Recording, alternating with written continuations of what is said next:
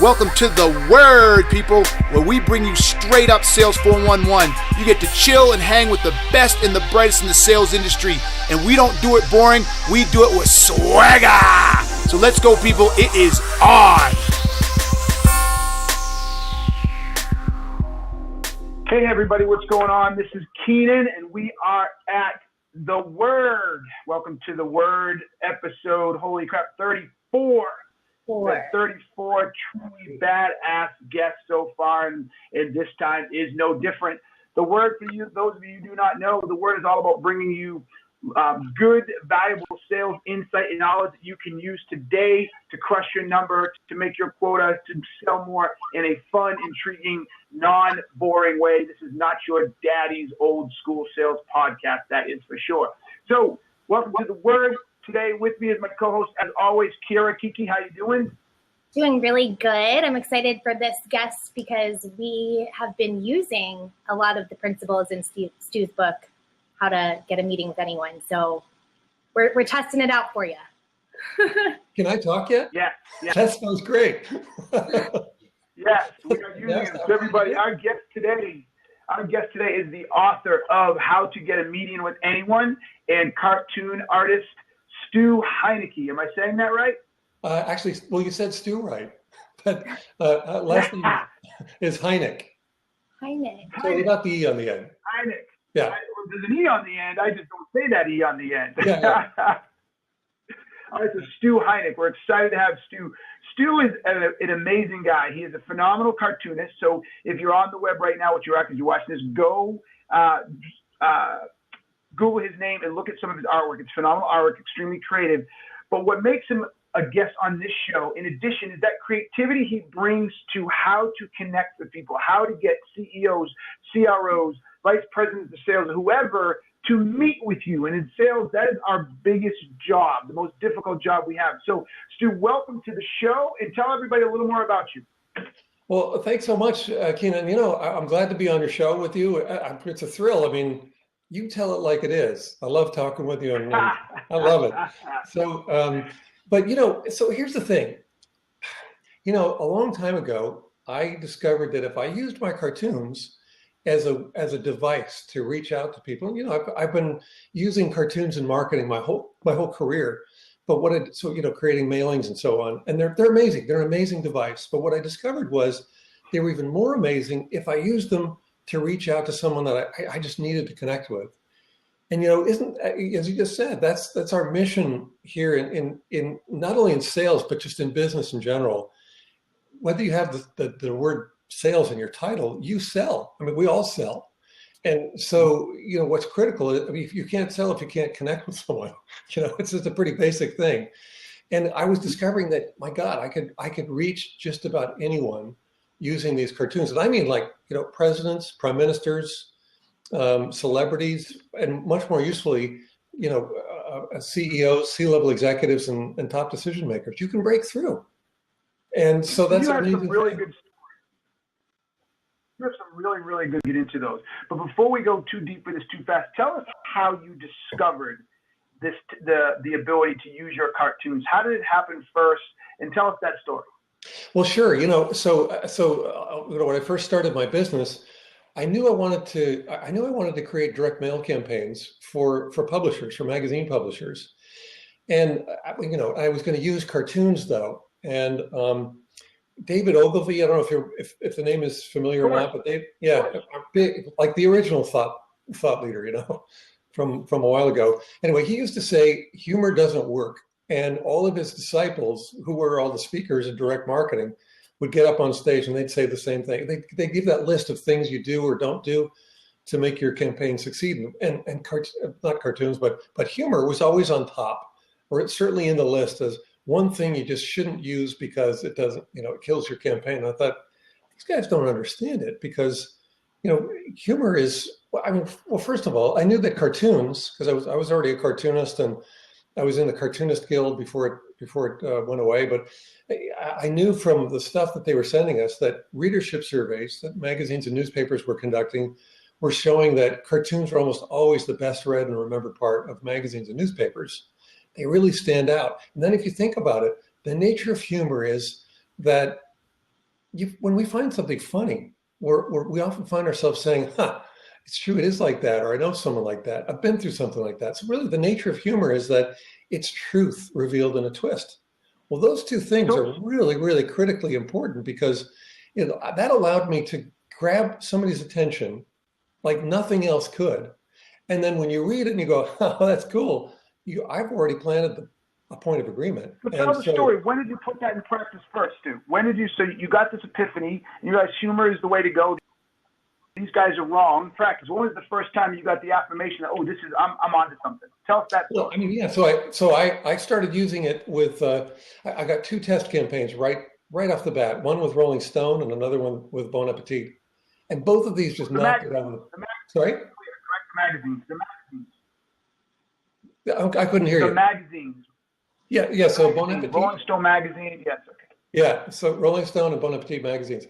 And so I created these mailings, they're test campaigns, and they go up against their controls. That the control is the most effective thing they've ever mailed in that slot. So if you tie a control, that means that you've tied the record. The most that thing that you just created is the most, or tied for being the most effective thing they've ever mailed. If you beat their control, you just set the new record. Well, my first 2 campaigns beat their controls.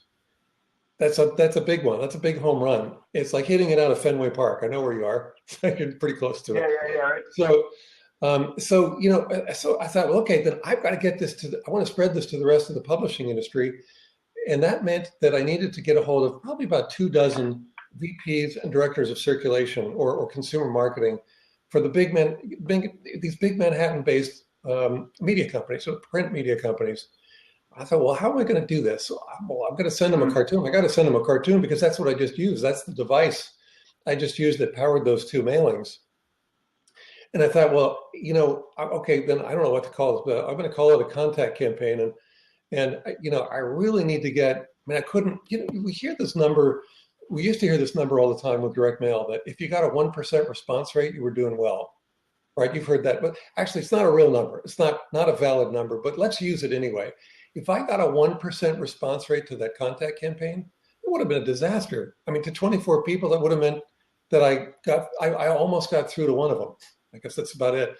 And even if I got a 10% response rate, which is like it's unheard of in most direct marketing campaigns, it still would have been horrible. I would have gotten through to 2.4 people.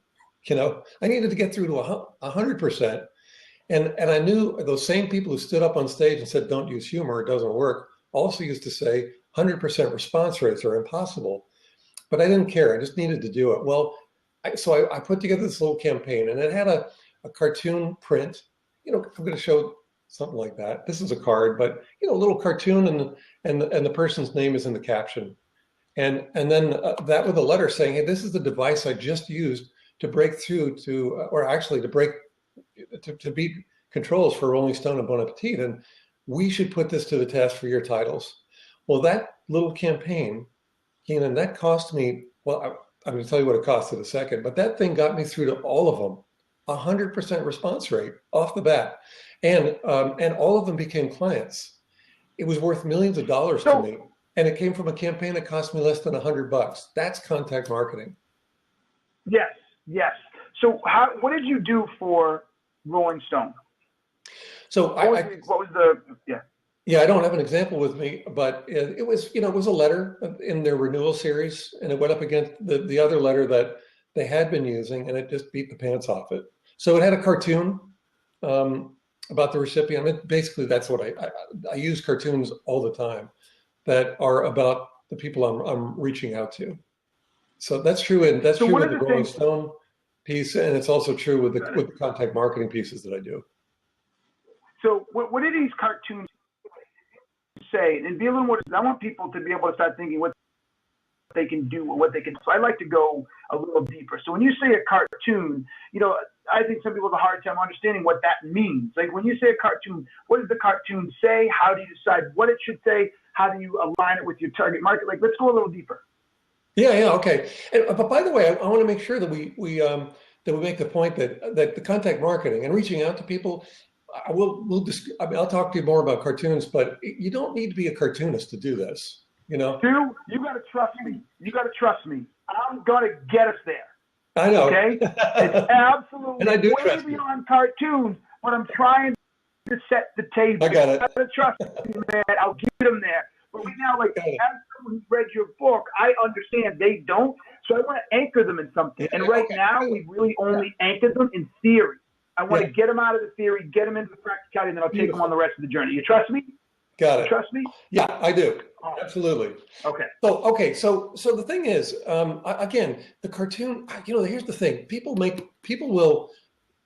have copied what I've done my whole career also, but they didn't quite get what they were supposed to be doing. And what they were doing, and this happens with every new client too, they want to make the cartoon about themselves, or they want to make it about their product, their offer, something.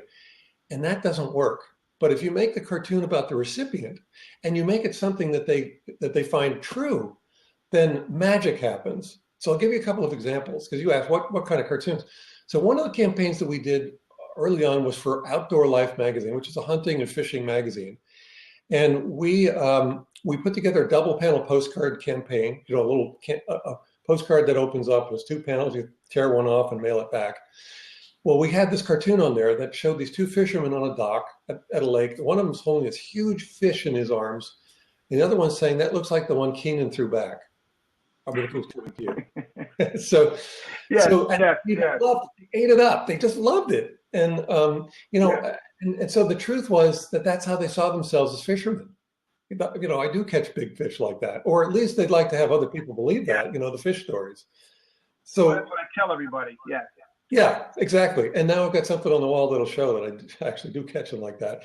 So there's that. And then and you were saying, what do the cartoons look like? Well, if you picture the New Yorker, my cartoons appear in the Wall Street Journal, but a better known place to find cartoons, great cartoons, is in the New Yorker. And, so it's a picture with a single panel. It's a single picture with a caption underneath. And the caption is written, in my case, the captions are written so that we include your name. And the cartoon is about you. So here, I want to give you one other example. If you're trying to, in sales, we often find ourselves in situations where, God, it's just stalled. The person's not calling me back. And we've all run into this. So I have this cartoon that shows this guy at just a broken down gas station, probably on Route 66 somewhere. There's holes in the windows, the gas sign's fallen over, and this guy's got his car parked there, and then he's at a little payphone, one of those just sort of a mini booth, and he's on the phone. And he's saying, "Hi, Keenan, it's me again. Listen, I don't know if you've been checking your voicemail all last week, but I'm still here at the same number waiting for your call." Now, when I send that to people, and they get it going, oh my God, it just breaks through, and it's funny, but it also it loosens it all up, and they call back. So the way to use these cartoons, I was just saying that you don't want to stick your brand in it. You want to make it about them, but you also want to make it, it has to be about truth, whatever that is. The reason that you laugh has to be the reason that you want, the thing that you want them to know. So with the Outdoor Life example, hey, we know how much you love fishing, really fishing and hunting, but we know how much you love it. And this is the place where we're going to serve that interest. And that campaign not only beat their control, but it almost doubled it. So again, Wow. we're going after, we're going up against the most effective thing they've ever mailed in the history of the magazine, and we doubled it. That's how powerful cartoons can be. They're amazing. Well, so you keep saying, so we talk cartoons, right? And so you've been successful with those, but it's more than cartoons. So right now, everybody, I'm talking with Stu Heinecke. He is the author of How to Get a Meeting with Anyone. He's a cartoonist for the Wall Street Journal, and he has an amazing concept called content marketing, where he uses content to get the attention and get the time of people who are normally out of reach, so we have difficult getting in touch with. I am right now in Boston at the Flip My Funnel conference with folks, and that's the hotel room in the back and not the typical word. And the Flip My Funnel is an account-based marketing conference about the idea of account-based marketing. And Stu, your approach and methodology fits perfectly inside this world of account-based marketing, or ABM. So tell me, let's put this from the cartoon show. When we think about the idea of trying to get somebody's attention and get them to respond and break through the clutter, if it's really not the cartoon. That's just one tool in medium. What is it we're really trying to attempt? What is it whatever the medium is, what is the objective here? What are we trying to connect with? Yeah, great question. And I just want to correct you real quickly. It's not content marketing. I mean, content marketing is already a big thing and it's its own thing, but this is contact marketing. So we're trying to get in contact. My bad. Just wanted to make sure. My bad. You're right. Yeah. So what and actually that kind of leads into the answer to your question. We're trying to get in contact with people who are difficult to reach. Let's say people who are really, really important. Assigned accounts are really important. I mean, that's what you're talking about at Flip the Funnel. Usually these are high placed people. They're probably C-level people, and they're not available to talk to people who want to sell to them. So the object of contact marketing then is to break through that resistance, but much more than just that. What we really want to do is we want to humanize you, or you want to humanize yourself. Sales is still this process of someone buying from someone that they know, like, and trust. So somehow you need to get into that position. And what contact marketing does is it gives you a shortcut, actually. It just really does seem to give you a shortcut. Can I give you an example? Absolutely. I'd love to. Okay, well, so one example is, I've got a client, a Fortune 500 client, and they have a group of assigned accounts, and these are big companies. These are in the Fortune 500 themselves, and they're very, very highly placed people. And what they found was that using other methods, they just weren't getting through much. And when we use a cartoon, it comes in the form of a big board. I have to move back because this thing is it's this big, it's huge, and so. And on one side, there's a cartoon about the recipient, kind of just like the mailings are. And on the other side is a message from the sender to the recipient explaining why this meeting should take place and what it's about. And so what we've been finding is that when we send these things, these are part of a contact system. And there's a lot more to it than just the big boards. But when we send them, we're getting through about 75%. They were getting through now about 75% of the time and meeting.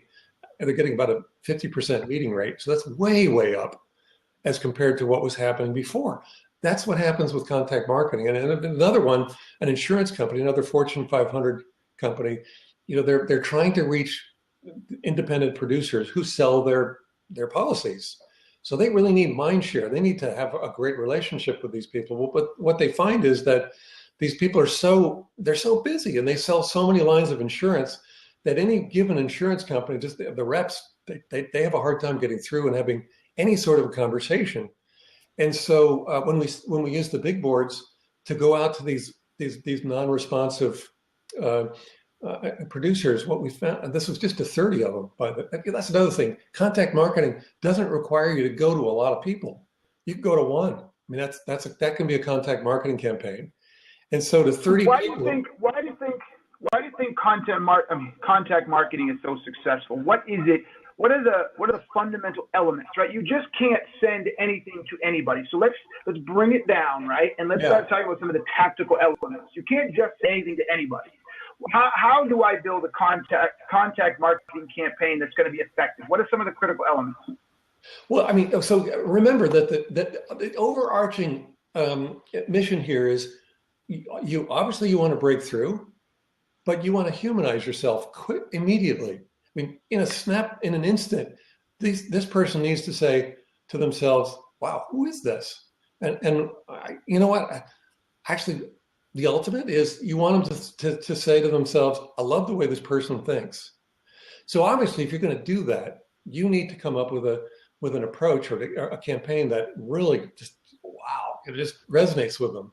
So, God, there are all kinds of ways to do this. They range in cost from $0 to $10,000 per contact.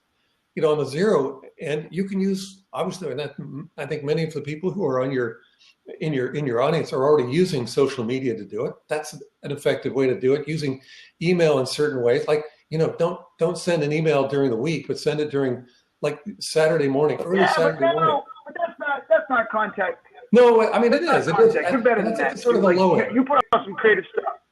Yeah, I mean, so that's at the low end. At the high end, well, you and I both know Dan Waldschmidt, um, and Dan's unbelievable. He's an amazing contact marketer. So I want to tell you about his contact campaign, right? Because Yeah. that's such a cool one.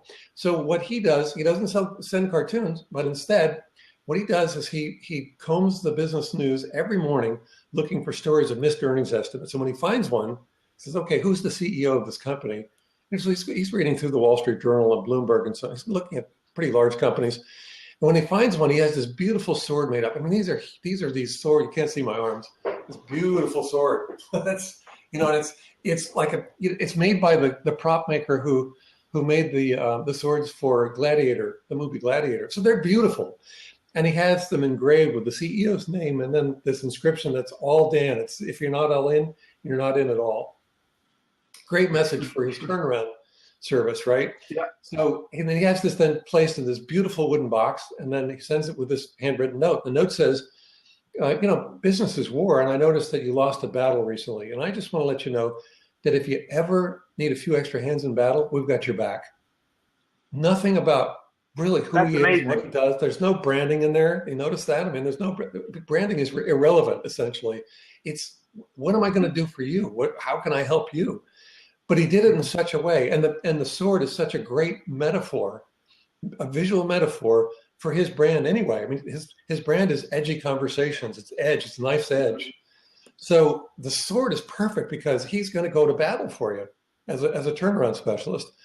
Well, Dan gets essentially 100% response rate to that. Isn't that amazing? 100% response rate. 100%. And then he spends $1,000 every time he sends one of these things out. That's a lot of money per contact. I think most marketers will go, "What? No, you can't. Well, we can't spend that. We don't have that in the budget." But look, he gets contracts that are worth $1 million and up by doing this.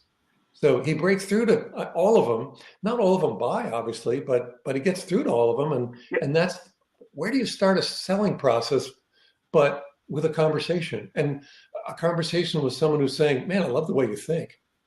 So that's the mission. I love that. Yeah, I think that's an excellent story and an excellent way. How do you decide who to target? How do you decide who you want to, or who you should send these types of things to? Yeah, you may spend, in the example of Dan's swords, and really any sort of contact campaign, you may spend a lot. You may end up spending a lot. So you really need to think about, well, then who is it I'm going to reach out to? And so typically, Anthony Iannarino, another guy you and I both know, I interviewed him I interviewed you for the book, and I interviewed the top 100 sales thought leaders actually in the world. And so Anthony said to me, what you want to do is find the CEO of the problem you're trying to solve. It's a great way of putting it. You may want to reach out to the CEO, and contact marketing gives you the ability to do that, but that may be too high. Or you may want to reach out to the CEO anyway. Maybe the CEO is one of a few people you want to reach out to at a given company that you want to sell to, because what you'll be doing is saying, "This is what I'm trying to do. Can you refer me to the right person?" And getting a referral from the CEO's office is like gold. That's fantastic. But you might also just want to say, "Well, look, what I'm really trying to do is I have a client that is helping big plants recycle their water usage. I mean, they want to recycle the water rather than just spewing it out. So who's the CEO of that problem?" And you might want to let the CEO know about this, because that's an important issue for all manufacturing companies. But you really want to get to the person who's saying, "Oh my God, this would solve a problem I'm trying to solve myself right now." Ultimately, that's who you want to reach. And as you know, selling has changed lately. I mean, recently, it's not just one person. It's not someone in the C-suite making a decision. It's someone in the C-suite relying on a team of people. So it's much more collaborative process. So you might want to start looking at then, who are the stakeholders in this decision I want to have made? And again, in that water recycling example I just gave, who are the people that this affects? And it may affect the person, that CEO of the problem you're trying to reach. Or, I use CEO as a euphemism in the book, as the center of enterprise opportunity, or the critical enabler of opportunity. Either way, they're CEOs. but they may not be the chief executive officer. You just really want to give this some very careful thought as to who it is you want to reach or which companies you want to reach. If you're in a large sales force, that job's pretty well done for you because you have assigned accounts, right? But you still need to figure out, well, who is it that's going to make the difference in making the sale go through? And it's not just the C-level executive. It very likely is a C-level executive ultimately, and you want them involved in it, but it's also people below them and maybe above them or to laterally from them. Does that make sense? So yes, it does. It does. One of the things is that I find interesting about this, I think people will struggle with, is it appears like your story with Dan. Dan Waldschmidt, right? That's extremely creative. Yeah. Right? That's not something that is obvious, right? You sit down and think, how do I get a hold of the CEO, and you're a management consulting firm? Your ability to attach the idea of war and then a sword, then a custom sword, that's a lot of complex steps. How does an organization build a process or a methodology that it can allow them to create this or tap into a level of creativity that can create campaigns that'll be effective? Because creativity is a huge part of this concept. Well, I don't want to be a shameless promoter, but one thing that you will find in this book is, that there are. I interviewed you and I interviewed other top sales thought leaders, and everybody. I asked them, when you absolutely have to break through to someone who's really important and very, very difficult to reach, how are you doing it? And what I got was 20 categories of contact marketing campaign types, and they're all in the book. So I'm not trying to sell the book necessarily, but there's a lot of them in there. Everybody go buy the book. Go buy the book. It's a great book. It's a fun read. It'll get your creative juices flowing, right? I read, I'm like, ooh, that's interesting. So Stu, put up the book again. I'm sorry I didn't bring it with me here in Boston. But again, everybody, I'll take a second. We are talking with Stu Heinecke. He is the author of How to Get a Meeting with Anyone. It is some of the most amazing and creative ideas to break through the barrier, the tension, the gatekeeper, and get you access to the people that you need to talk to, you need to sell with. And don't think I'm not going to ask this in a minute, but Stu has used this approach to get in touch with presidents, prime ministers, all types of people. So it works. And so he's sharing with us now the secrets to make that happen. So Stu, you were talking about, so my question was, how can I tap into that creativity? How can I create creativity or create the creative juices that will allow me to create campaigns that are going to get people's attention? Yeah. Well, we just sold the book, by the way. Oh, sorry. What I was going to say, if you look through, sold the book. Hold up the book. All right. So if you look through, just sold the book. Oh. Just sold the book. Steve's going to go buy a book right now. So if you look through the book, there are 20 categories of contact campaign types, and so there's gifts, for example, lots of different kinds of gifts that you can give. There are stories of people using, sending half of a gift, for example, which I don't really favor so much. Like sending one shoe and you'll bring the other shoe when you I'd like to get my foot in the door, and I'll bring the other shoe when we meet. Or let's say a remote control model of a Ferrari, but without the remote control unit, and I'll bring that when we meet. Those, I don't think those are maybe the best, but certainly it's a start. But there are gifts that are meant to be given again. So I call them regifts. But sending a case of mugs that say top producer, and send that to a sales manager, and say, look, give one of these away every month to motivate your sales staff. But if you want a little bit more, I can help you. It's just something that starts to illustrate what it is you do, the value that you bring to these people. Now, I happen to have this little top on my desk, and this little top's a pretty cool little thing. Sending a top like this and saying, hey, quick, get this thing spinning on your desk and see if you can keep it spinning while you read my letter. Now, isn't that a lot like what it is to manage a sales force? Send a bunch of them, get 5 of them going and see if you can keep them going.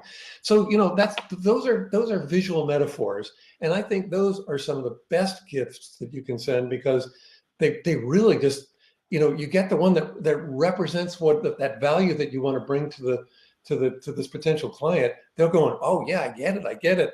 And you can go to, let's say, the Museum of Modern Art in New York, MoMA store. They have all kinds of really cool things in their catalog, and you go, wow, I didn't realize a stapler could be like that, or all these just really common things, that common items that they've got these really interesting takes on it.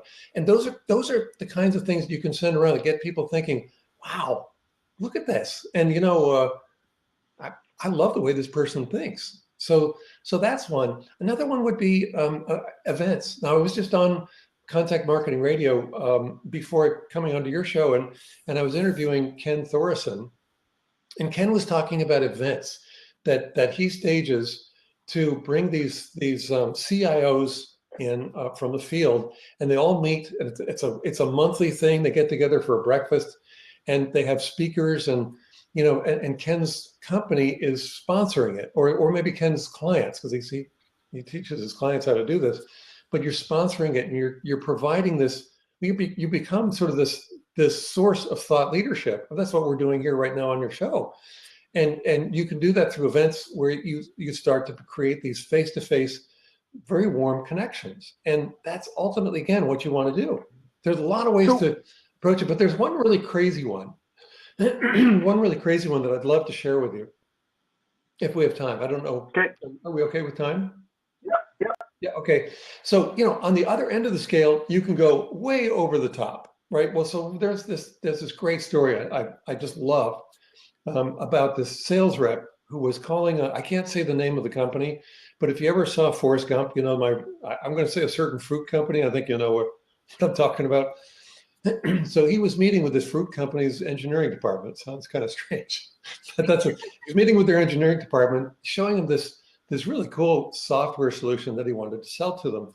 And he said, or rather the engineer said, okay, this is great. We love it. Please go to purchasing so we can move forward with this. So we went to the purchasing department, and, like many purchasing departments, they wouldn't even talk to him. So he thought, okay, fine. What I'm going to do is I'm going to go around you guys to the CEO of the company. Well, there's a big problem, because this CEO, if you know the company, if you kind of got the drift of it, this CEO was not only a CEO, but an international celebrity and an icon for tech. And this guy was not going to be easy to get through to, as he found out. So he tried everything he could think of. Nothing was working. And sent all these. So finally, one day, this plywood box shows up at the front counter with these air holes drilled in, and this little handwritten note. Handwritten notes, it turns out, are sort of a common theme in a lot of these, because it's human.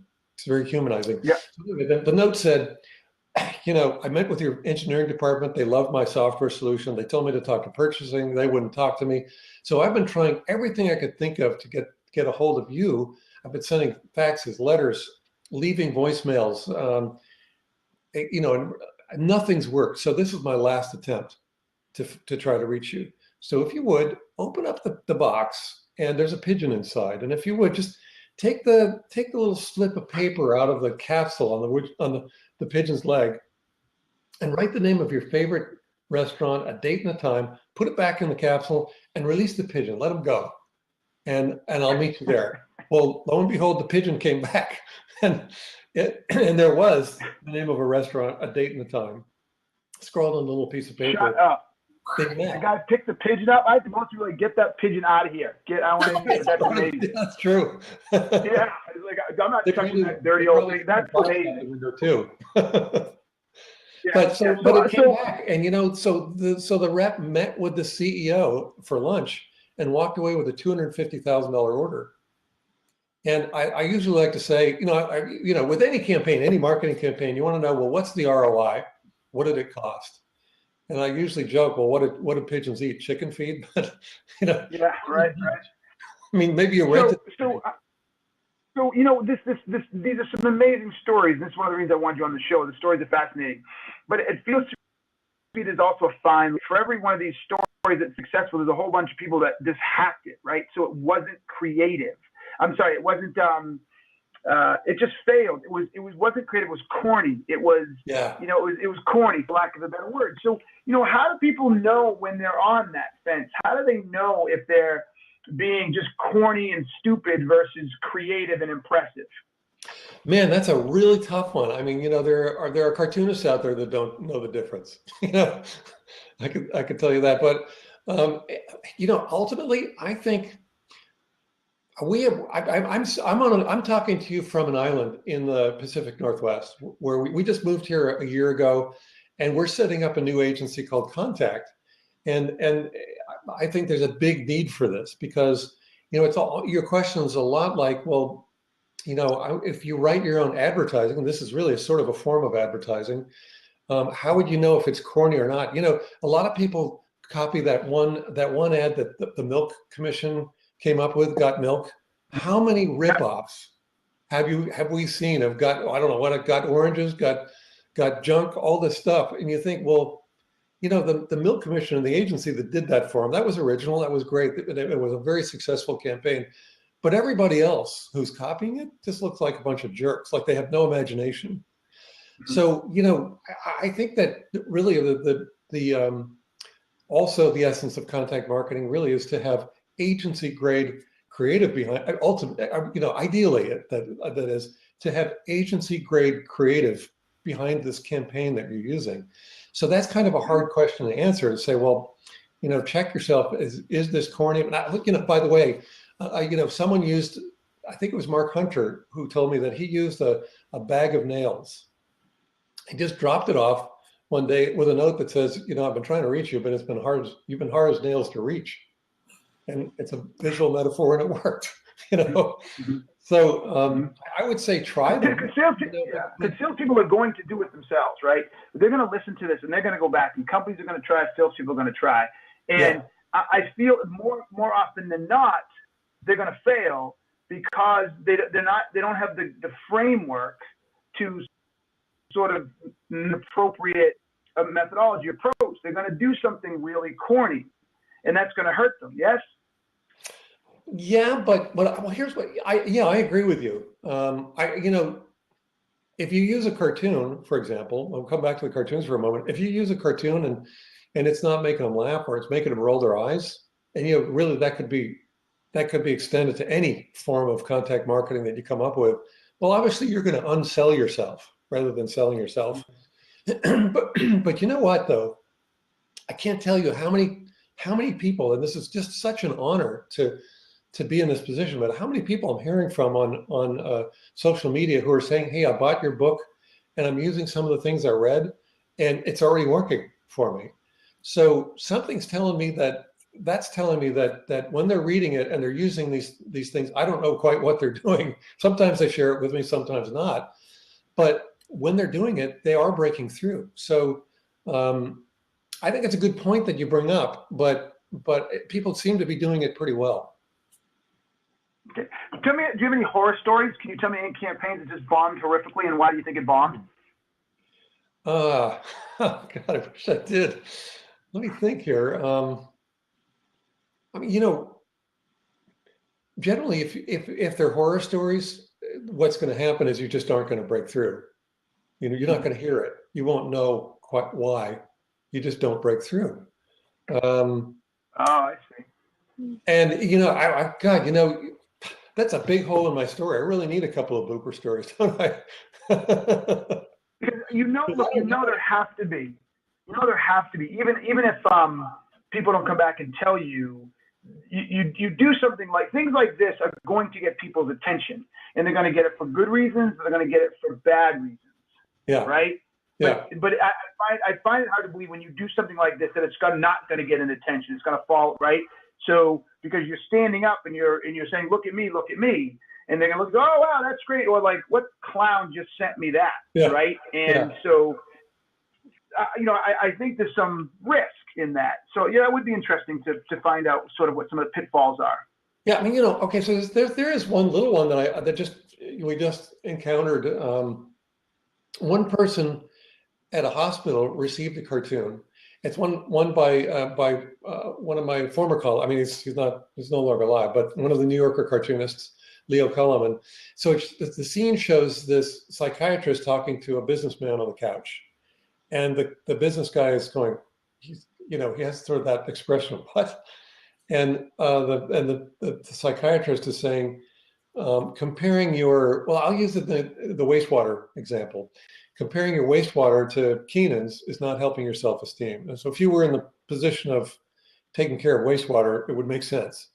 Well, this particular one went to someone at a hospital, and they came back and said, this really wasn't appropriate because mental health is a very serious thing, and shouldn't be made fun of.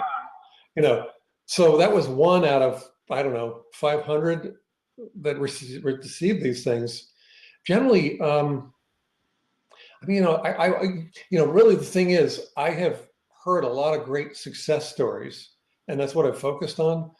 But, I guess we just all need to be aware that whatever it is we do, whatever it is we say, whatever we do in life, and certainly anything we're doing with selling, it's just as easy to convince someone not to do business with you if it's not well done, if it's not well thought out, as it is to get them to do business with you. I think they're both, well, actually, maybe they're not easy. I don't know quite how to put that, but it's just as easy to create the wrong impression as it is the right one. And so I think you've got a great point there. You really have to be careful. Think very, very hard about what it is this thing you're about to do says about you and your company, your brand, and is it putting you in the right light? But certainly when I send the cartoon out, that card with the guy at the gas station saying, "Hi, it's me again," I've never had a negative reaction to that. I might not have gotten through to everybody, but I've almost always had a very positive reaction to it. It's usually, "Oh my God, I got this card and I just had to pick up the phone and call you." So just be very careful about what it says. Everybody here, this is The Word, episode 34, How to Get a Meeting with Anyone. We're talking with Stu Heinecke. He is the author of How to Get a Meeting with Anyone, and how you can use contact marketing to get in touch with impressive people that you are having a hard time getting in touch with. So if you're in sales, if you're in marketing, particularly in account-based marketing, where I'm down here flipping my phone right now, his approaches and methodologies to crack in, to get in, are off the hook. They are absolutely straight up cool. So with that said, let's take a second to talk about this, right? You've used these to get in front of some impressive people. You said presidents, et cetera. Tell us about those stories. Sure. Well, I mean, so I'm always using cartoons to do it. So I sent President Bush, the first one, a note, or actually I sent him a print of a cartoon of this guy practice putting in his office, and the secretary is leaning in the door and she's saying, "Excuse me, would you mind if President Bush plays through?" And so that one elicited a really nice personal letter from the president telling me about his golf game and thanking me for the print and so forth. And I've reached out to lots of celebrities, but maybe one of the most fun one was the governor of California at the time, Pete Wilson. Now, I was in a restaurant with a friend in Marina Del Rey, and my friend had said, "Hey, are you still cartooning on napkins?" I used to like to do that with friends in restaurants, and I said, "I don't know, and I haven't been doing it for a while." And he said, "Well, look, the governor's sitting right over there. He just won re-election. I think you should send him a cartoon." I thought, okay, yeah, the mischief is just too much to resist. So I just quickly jotted down a quick cartoon on a napkin and had the waiter bring it over. And it was about him winning re-election, and nothing happened. I thought, all right. Well, then they finished. He and his wife got up with their Secret Service guys, and they walked over to our table. They said, "Are you the guy who sent the cartoon?" And I said, "Yeah." He said, "Oh, well, I want to introduce myself. I'm Pete Wilson, and this is my wife, Gail. And we really enjoyed the cartoon." I thought, "Wow, thank you. That was cool." And so afterward, they left, and my friend said, "You watch. He's going to announce his bid for president. He's going to run for president." That was amazing. I thought, yeah, that's pretty cool. Well, it's about 6 months later, he did announce his bid for president. So I sent him another letter with a print, and I said, I don't know if you remember, but 6 months ago, we were in the marina at California Pizza Kitchen, and I sent you this cartoon on a napkin. I just this is what they're actually supposed to turn out like. And if I can help you in any way, I hope you'll let me know. He wrote back and he said, "Of course we remember you. We have the cartoon, the one on the napkin. It's framed. It's framed and it's up over our mantle." I guess at the governor's mansion. That's awesome. I said, well, that's, there's no, what could I have done in that restaurant that night that if I'd gone over and said, congratulations, he wouldn't remember me.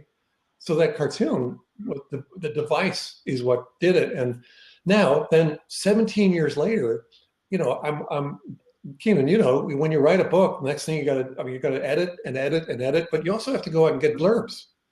And so I reached out and connected with his assistant, and I said, I don't know if he'll remember me or not, but years ago, I sent a cartoon on a napkin congratulating him on winning the re-election. And now I've got this book out called How to Get a Meeting with Anyone, or it's coming out. And I'm wondering, could I get him to write a blurb? And so the response, came back a couple of days, and she said, yep. He said, just send the galley. And I asked her, well, did he remember me? And she said, yeah, he and Gail remember you. They still have the napkin. So, wow. So 17 years later. Wow. And that napkin is a contact campaign. That's awesome. That's fantastic. Great story. Now, Stu, you do have a business, I believe, that allows people to use your cartoons or customize your cartoons for some contact marketing, correct? Yeah, what we do, it's called, yes, we do. We have one called a cartoon link, which people can use they can use the cartoon. I mean, for example, if you use the personalized cartoon device in an email, what we found is that it tends to double open rates. So in an email campaign, that's pretty useful. That's kind of an old model for us. We're really moving everything toward toward the agency contact. And we're working mostly with Fortune 1000 clients at this point. So tell us a little bit, in a few minutes, tell us a little bit about the Utility Contact. How can people get in touch with you? What your mission is, if you will, or what your offering is? Sure. Well, and I'll start with the mission first. Our mission is to help sales teams, particularly enterprise sales teams now, break through to their named accounts. As you say, it's a big challenge right now for them. And we've got the firepower to help them not only break through, but really change their results because of that. So our target market really is enterprise sales teams, Fortune 1000 sales teams, to help them break through a lot more. The agency name is Contact. You can find that on contactmarketing.agency. You can reach me. You can send me an email at stuheinecke@gmail.com. So StuHeinecke@gmail.com. You can follow me on Twitter. I would love that. By Stu Heinecke. So again, BYStuHeinecke. And you should be able to get a hold of me those ways. Excellent. Listen, I am down here putting my phone. Can I mention one other thing? Yes, you can. Actually, yes, you can. So obviously, there's the book out, which is How to Get a Meeting with Anyone. But we've also just teamed up with NASP, the National Association of Sales Professionals, to produce this new behavioral program. It's a 30-day, it's a training course called The Power of Contact Marketing. And that I would recommend you go over to NASP.com to check that out as well. Excellent. I love that. That's a good call. We will. Carol put that here in the link.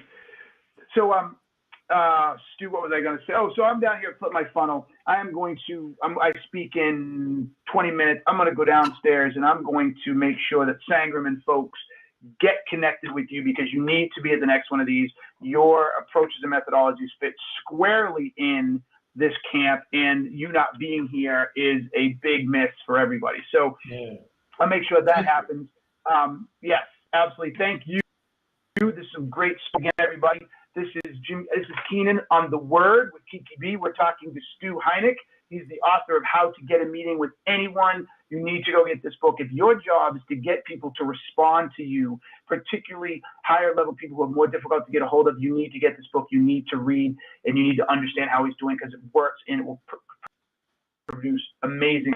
So with that, Stu, thank you very much. Kiki, do we have any house cleaning we need to do? Other than obviously if you weren't able to join live, we're available on the podcast form on iTunes, SoundCloud. You can always pick it up on YouTube. And next week, not next week, but for the week after, we have Mr. Steve Maraboli coming on. And Steve is a world-renowned speaker, best-selling author of books like Unapologetically You and The Power of One. And he is he's created a new science. It's the science of influence, the science of excellence. And you've probably seen his memes, his quotes all around the world or all around the interwebs, because he's the most quoted man alive. So he joins us 2 Thursdays from now, back to the regular time at 1 p.m. Eastern. Oh, that's going to be a good show. That'll be fantastic. Very cool. Very, very cool. So everybody, listen,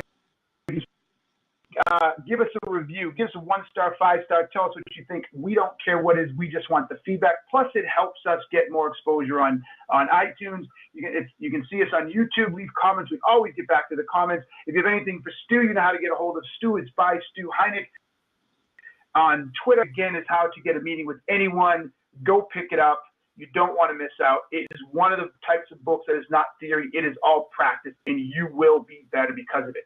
So on that note, I hope this was beneficial to everybody. Stu, thank you again, my man. Thank you so much. Appreciate it. Yep. Peace. I'm out.